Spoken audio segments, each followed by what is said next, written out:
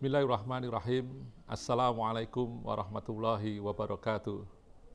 Alhamdulillah nahmaduhu wa nasta'inuhu wa nastaghfiruh wa na'udzu billahi min syururi anfusina wa min sayyiati a'malina may yahdihillahu fala mudhillalah wa may yudlilhu fala hadiyalah. Asyhadu an la ilaha illallah wa asyhadu anna Muhammadan abduhu wa rasuluh. Allahumma shalli wa sallim wa barik ala Muhammad wa ala alihi wa ashabihi ajmain, amma ba'd. Saudaraku yang dimuliakan oleh Allah Subhanahu wa taala, syukur alhamdulillah kita bisa hadir dipertemukan oleh Allah dalam Ramadan di tahun ini. Nah, dalam kesempatan yang berbahagia ini saya ingin menyampaikan tentang mahalnya hidayah. Bahwa kita ini alhamdulillah diberikan kenikmatan, yaitu nikmat yang paling nikmat, yaitu nikmat berupa hidayah iman Islam. Karena tidak semua manusia, tidak semua hamba-hamba Allah ini semuanya diberikan hidayah keimanan dan keislaman. Hanya orang-orang yang dipilih oleh Allah yang mendapatkan hidayah oleh Allah.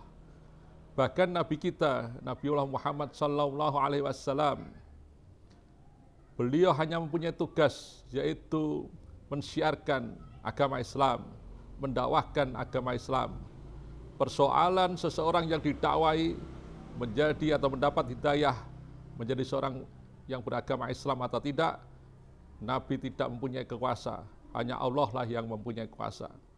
Sebagaimana kita ketahui kisah paman Nabi SAW yang bernama Abu Thalib, beliau seseorang yang selalu mendampingi Nabi, membesarkan Nabi, bahkan membela Nabi ketika Nabi diserang oleh kaum Quraisy saat itu.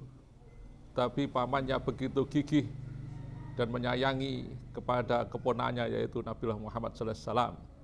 Akan tetapi di kisah tersebut, ketika Nabi mendengarkan atau memperoleh informasi bahwa pamannya Abu Thalib hendak sakratul maut, maka Nabi bergegas menjumpai pamannya atau mendatangi di kamar pamannya.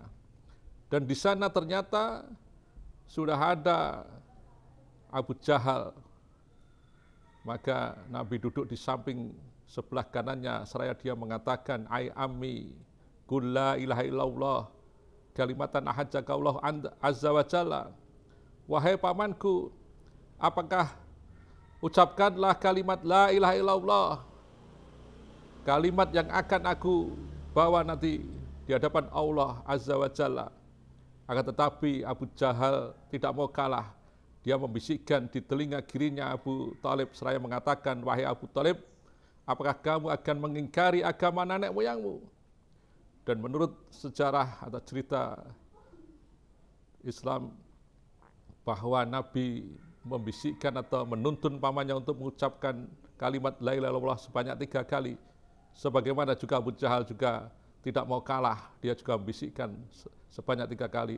Akan tetapi atas qadarullah, yaitu paman Nabi Abu Thalib mati tetap dengan mempertahankan keyakinannya, yaitu sebagai penyembah berhala atau mati dalam keadaan musyrik. Nah, inilah bukti bahwa keimanan seseorang itu yaitu adalah haknya Allah atau urusan Allah. Nah, saudaraku yang dimuliakan oleh Allah, maka kita mestinya menjadi orang yang beruntung, orang yang diberikan hidayah berupa keimanan keislaman.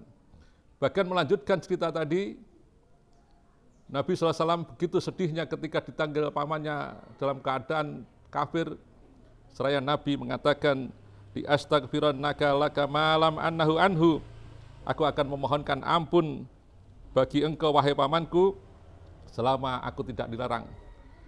Nah, untuk itu karena Nabi hendak memohonkan ampun kepada Allah atas pamannya, maka Nabi ditegur, maka turunlah yaitu surat At-Taubah ayat 113 yang berbunyi, "Maka nali nabiyyin walladzina amanu ayastaghfiru lil musyrikina walau kanu uli qurba mim ba'di ma tabayyana lahum annahum ashabul jahim." Tiadalah patut bagi Nabi dan orang-orang yang beriman memintakan ampun kepada Allah bagi orang-orang musyrik, walaupun orang-orang musyrik itu adalah kaum kerabatnya sendiri. Sudah jelas bagi mereka bahwa orang-orang musyrik itu adalah penghuni neraka jahanam. Nah, tidak hanya itu, Nabi juga ditegur oleh Allah, yaitu dalam surat Al-Qasas ayat 78. Allah berfirman, "A'udzubillahi minasyaitonir rajim. Innaka la tahdi man ahbabta walakinnallaha yahdi may yasha wa huwa a'lamu bil muhtadin." Sesungguhnya engkau Muhammad tidak bisa memberi hidayah kepada orang yang kau cintai, karena hidayah itu bukan di tangan para rasul tetapi di tangan Allah. Nah, hadirin yang dimuliakan oleh Allah, maka sekali lagi kita mestinya harus bersyukur kepada Allah, dipilih oleh Allah, dicintai oleh Allah menjadi seorang muslim. Karena dengan kita menjadi seorang muslim, paling tidak kita dapat tiket untuk bisa masuk dalam jannahnya Allah, dalam surganya Allah. Dan juga mengapa kita harus bersyukur? Karena Allah mengatakan inna dina indallahil Islam, yaitu sesungguhnya agama yang paling benar di sisi Allah adalah agama Islam. Dan di dalam surat Ali Imran ayat 85 Allah juga berfirman, wa may yabtaghi ghairal islami dinan falayyuqbala minhu wa huwa fil akhirati minal khasirin. Barang siapa yang mencari agama selain Islam, maka tidak akan diterima oleh Allah Subhanahu wa taala, dan di akhirat kelak dia termasuk orang yang merugi.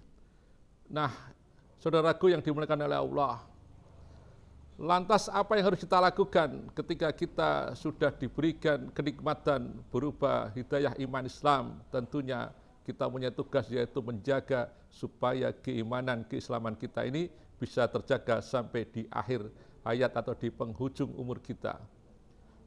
Lantas apa yang harus kita kerjakan? Banyak para ulama mengatakan untuk menjaga hidayah itu, diantaranya yang pertama dengan cara selalu baca Quran, sebagaimana Allah berfirman, "Dzalikal kitabul la raiba fihi hudal lil muttaqin." Bahwa Al-Quran itu tidak ada keraguan di dalamnya dan petunjuk bagi orang-orang yang bertakwa. Maka kalau kita ingin terjaga hidayah kita, selalu akan diberikan oleh Allah petunjuk, maka yaitu selalu rajin baca Quran. Kapanpun, dalam keadaan apapun, diusahakan untuk selalu baca Quran, supaya kita selalu mengingat Allah, supaya kita memahami kalam-kalam Allah. Yang kedua yaitu, karena hidayah ini datangnya dari Allah, maka perbanyaklah kita memohon, berdoa kepada Allah, supaya terjaga dari hidayah kita. Sebagaimana doa yang diajarkan oleh Nabi,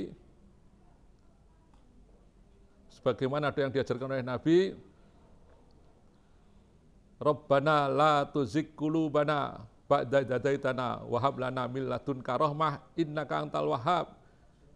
Ya Allah, ya Rabb kami, janganlah engkau belokkan, janganlah engkau condongkan hati kami setelah engkau beri hidayah, maka tempatkanlah kalau di sisi rahmat-Mu, karena sesungguhnya engkau adalah maha pemberi rahmat. Dan yang ketiga yaitu kita selalu melaksanakan perintah Allah dengan kesungguhan. Sebagaimana juga Allah berfirman, ya ayyuhalladzina amanu taqullaha haqqa tuqatih wa la tamutunna illa wa antum muslimun. Wahai orang-orang yang beriman, bertakwalah kamu kepada Allah dengan sungguh-sungguh, dan janganlah kamu sekali-kali mati kecuali dalam keadaan Islam. Ini artinya apa? Kalau kita mati tetap dalam keadaan Islam, dalam menjaga hidayah Allah sampai di akhirat kita, yaitu harus butuh kesungguhan dalam kita bertakwa kepada Allah. Bertakwa maknanya selalu melaksanakan segala yang diperintahkan oleh Allah dan berusaha sekuat tenaga untuk menjauhi apa-apa yang dilarang oleh Allah. Nah, ikhwan saudara-saudaraku yang dimuliakan oleh Allah, dan masih banyak lagi sesungguhnya upaya-upaya untuk menjaga hidayah kita supaya selalu terjaga sampai di akhir hayat kita. Demikian mungkin yang dapat saya sampaikan. Kurang lebihnya mohon maaf. Assalamualaikum warahmatullahi wabarakatuh.